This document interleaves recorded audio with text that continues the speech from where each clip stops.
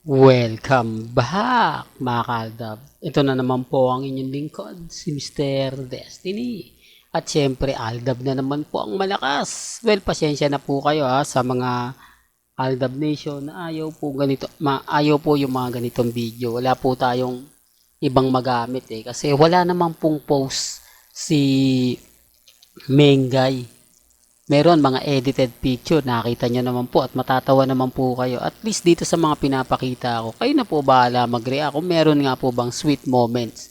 Hindi po ba? Kita nyo rin po si Jorus dumidistansya rin kay Catherine. No? Hindi siya yung tipo na talagang pagdidikitin niya yung dalawa, yung tipong gagawa siya ng eksena na matutuwa sa kanya yung cut den pants, di po ba? Na uy, si Jorus talagang pinupush yung dalawa na may something, di po ba? Something na lang. Di, real talk mga kaaldab, pero wala andun yung point mga kaaldab na, di po ba? Pero bago natin yung pag-usapan dito tayo sa pagtitrending ng Aldab. Kaya pala puro mura na naman ang inaabot ko sa Facebook. Grabe, no? Yung tipong galit na galit sila. Trending po pala tayo. At syempre, ang Aldab trending, Aldab pa rin sa Philippines. O trending in the Philippines, Aldab pa rin. At sinabayan nga po ng Aldab trending boycott sa Itbulaga. Ito yung pinakamaganda. Nababasag po natin sila na wala po tayong ginagawang masasakit na pananalita. Hindi po katulad nila na tayo po minumura, sinasabihan dilulo, kulto, hindi po ba? Pero kung titignan nyo naman po, marami po talagang silent Aldab. Marami pong nagko-komento sa akin na Mr. Destiny, Aldab na kami, marami kami rito sa Hong Kong na sumusuporta sa'yo. Kumbaga nag-aantay lang kami ng tamang panahon, tamang pagkakataon na pag dumating yung point lalabas ng tamang panahon, lalabas din kami. Kaya kapag nag-hashtag talaga ang Aldab, hindi po talaga nagpapadaig at nagpapatalo. Mas marami pa rin po ang silent Aldab. Totoo naman po yun Kaya nga sabi ko sa inyo, ako hindi ako naniniwala sa mga sinasabi ng iba wala ng Aldab. Ginagamit nga po kami. Magpo-post sila ng mga masasakit, maanghang na salita laban kay bossing.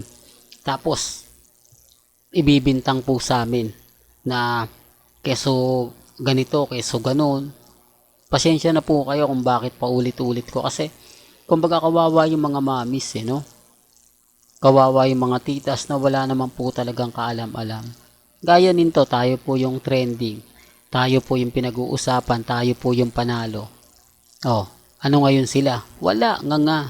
Patunay lang po yan na Aldab pa rin po ang malakas. Patunay lang po yan na kumbaga naandun yung point na hindi po ba real talk mga Aldab. Pero gaya na sinabi natin, may kanya-kanya po tayong opinion.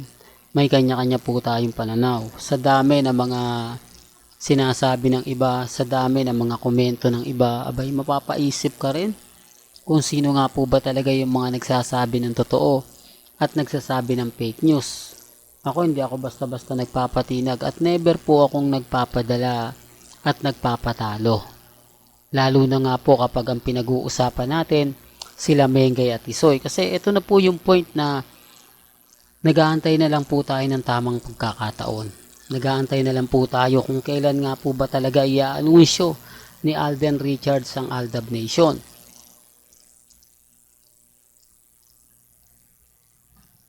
Bagamat yung iba, kumbaga, nanghihina na alam mo Mr. Destiny, ikaw na lang nagpapalakas sa amin, ikaw na lang ang natitirang naninindigan sa Aldab Nation na pinaglalaban mo. Kahit yung iba na halata lang pong ginagamit ang Aldab, halata naman pong dumidistansya pa rin. Hindi mo katulad na talagang direct to the point na kumbaga sinasabi mong wala talagang relasyon sila Mengay at si Congressman. Sarswela lang yan, wag nyo na pong patulan. Di po ba? Para ano nga naman po sila? Para kung magkaroon ng mga matitinding kaso, ligtas sila. Hindi ka ba naman po matatakot? maraming mga magkokomento sa'yo, makukulong ka, Mr. Destiny, yung mga vlogger ng Aldab. Kaya nga po nung kinasal si Mengay at si Congressman, maraming Aldab ang bumaliktad. Pero nakita nyo naman po si Mr. Destiny, nanatili po akong kampante, nanatili po akong hindi nagpapa-apekto sa kanila. Tuloy pa rin po yung update natin. Napakarami nating impormasyong nakukuha sa loob at labas ng Eat Bulaga. Kaya nga po yung iba, kumbaga tayo tinitira eh. Kasi lalo na po sa Facebook, grabe no, yung mga pagmumura, pang-iinsulto, ramdam natin. Affected sila. Kaya nga sabi ko sa inyo, trending tayo, mas lalo sila nagagalaite. Tapos may kumalat pa ng post. Oh.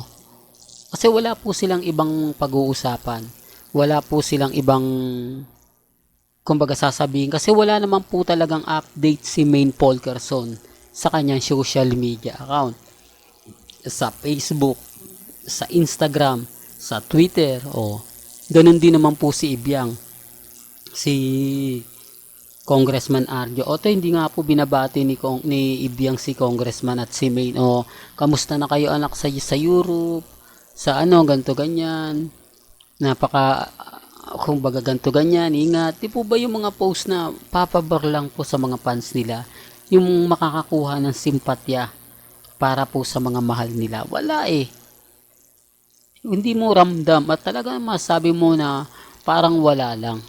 Di po ba? Parang wala lang naman po talaga eh. Kaya lang, sino ba naman po tayo para pansinin, para sabihin na totoo yung mga ina-update natin. Di po ba? Well, pag-usapan na po natin itong si Alden at si Catherine at si Alden. Hindi pa po tapos ang shooting. Although, last taping po nila sa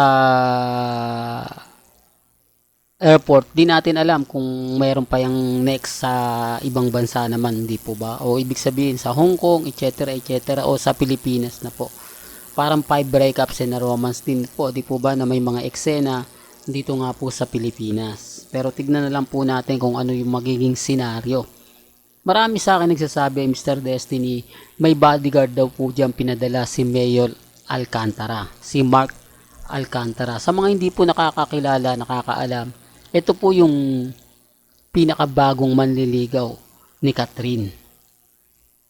Alam nyo na agad, di po ba? Binalita ito sa TV Patrol at sa, di ko lang alam kung anong ano yun, Once TV ata yan, sa TV5 din po.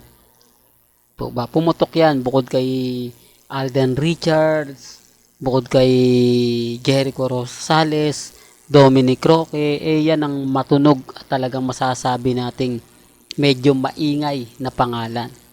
Hindi ko pinopromote ang fans ni Katrina. Kumbaga sinasabi ko lang po ito. Alam niyo naman po si Mr. Destiny, updated tayo.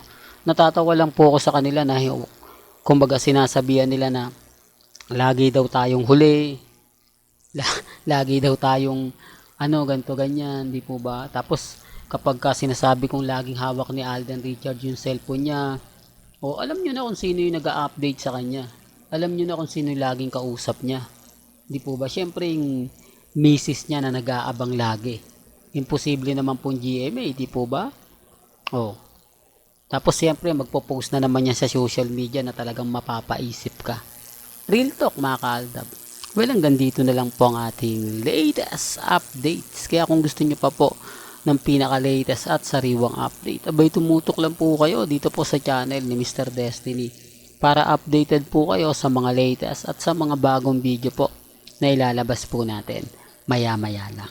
Kaya kung bago ka lang sa channel na to at isa kang true-blooded Aldab Nation na nagmamahal kina Mengay at Isoy, tama po ang channel na pinuntahan mo, kaya consider na po kitang bagong subscriber. At huwag mong kalimutang i-share ang mga video po natin sa mga mami, sa mga titas, at sa mga senyor. Hanggang sa muli, salamat po sa panonood at pakikinig.